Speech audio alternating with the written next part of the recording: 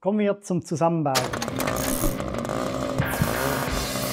Als erstes ersetze ich den Ritzelwellen-Simmering hier durch einen neuen, da dieser sehr spröde ist. Hier wichtig, die Dichtlippe, die Feder kommt immer nach außen. Ich gebe hier immer auf die Dichtfläche noch ein bisschen Dichtmasse. Keine Minen, Undichtigkeiten entstehen können.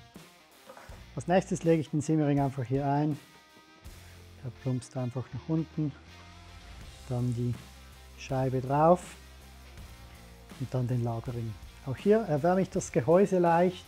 Hier ganz, ganz wichtig, nicht zu fest, denn sonst könnte der Simmering auch überhitzen. Anschließend, das mache ich in der Regel immer unter der Presse. Man kann es aber auch einfach mit einer Nuss und dem Hammer einschlagen. Hierbei ganz, ganz wichtig zu beachten, legt nicht das Gehäuse einfach so auf den Tisch, sondern gebt dem Ganzen immer hier hinten direkt auf den Bund eine Konterfläche, denn sonst habe ich es auch schon gesehen, dass hier das Ganze ausreißt. Somit würde ich, wenn ich es mit dem Hammer mache, das Ganze so sauber hinlegen, wärmen. Ich lege ihn rein und gehe nun mit dem Gesamten so auf die Presse. Dann geht er wunderbar nach unten. Wichtig, hier darf es ruhig ein bisschen Druck dann drauf geben, damit der Simmering sicher auch dicht macht. Als nächstes kümmern wir uns um den Lagerring. Ich lege immer zuerst den Lagerring rein. Wie wir das Kurbelwellenlagerspiel einstellen, schauen wir im nächsten Tutorial. Hierzu Gehäuse auch wieder warm machen. Kommen wir zur Montage der Lageraußenringe der Kurbelwelle. Wie wir dann die Kurbelwelle ausdistanzieren, seht ihr im nächsten Tutorial, bereits oben rechts eingeblendet. Als allererstes gilt es zu beachten, es gibt zwei verschiedene Gehäuse, speziell jetzt bei den 50-2er Motoren. Wir haben das eine Gehäuse, das hat hier beim Simmering-Sitz einen ganz kleinen, leichten Bund. Von außen kann ich hier keine Simmeringe montieren, sondern nur von innen. Hier müssen wir somit vorbereitend bereits die Simmeringe einsetzen. Bei den neueren Gehäusen gibt es diesen Bund nicht, da kann ich den Simmering einfach am Schluss von außen einpressen. Das ist ein bisschen einfacher. Daher gehen wir jetzt hier hin, nehmen den Simmering. Grundsätzlich hier wichtig, dass die Dichtflächen sauber sind, dass hier nicht noch Dreck drin ist. Dann kann ich den Simmering, am besten geht es zum Beispiel mit einer Nuss, kann ich den hier sauber einsetzen. Und entweder auf Holzklötzen das Ganze einschlagen, das ist jetzt definitiv eine Arbeit, die ich sehr, sehr gerne unter der Presse mache, weil ich das einfach sauber im Gefühl habe. Mit der Presse hier halt wichtig, dass man sauber ansetzt, das Ganze dann runterdrückt und hier wirklich bis maximal runter geht, aber nicht weiter drückt. Hier sehen wir nun, der ist sauber bis an den Bund ran. Somit hätten wir den ersten Teil schon fertig. Selbes Spiel auch auf der rechten Seite.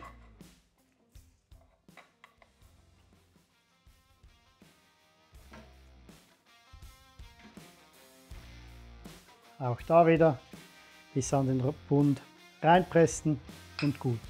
Dann als nächstes kommen wir zu den Lageraußenringen.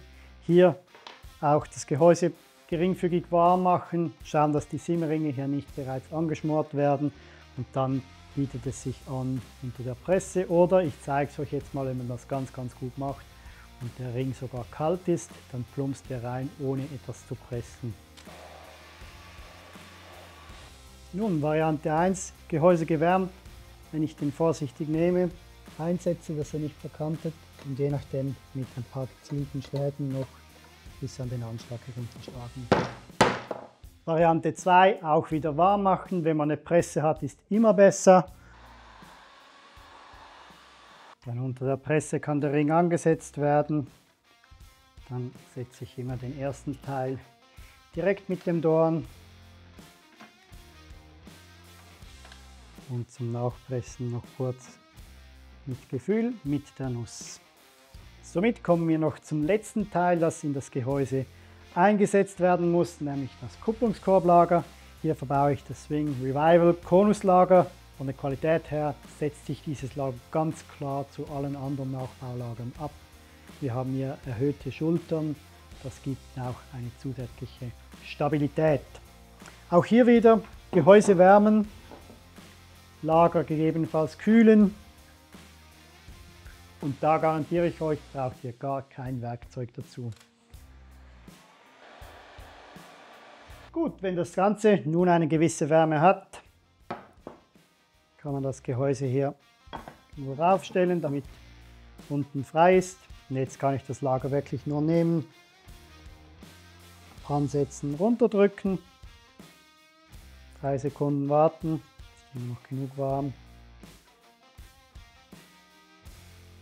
Sobald das Gehäuse dann abkaltet, ist hier das Lager wunderbar fest. Es ist nicht mal mehr groß nachzuschlagen, man kann je nachdem noch ein bisschen nachdrücken, ist aber nicht wirklich nötig. Somit wären alle Teile eingesetzt, nun gehen wir an den Zusammenbau.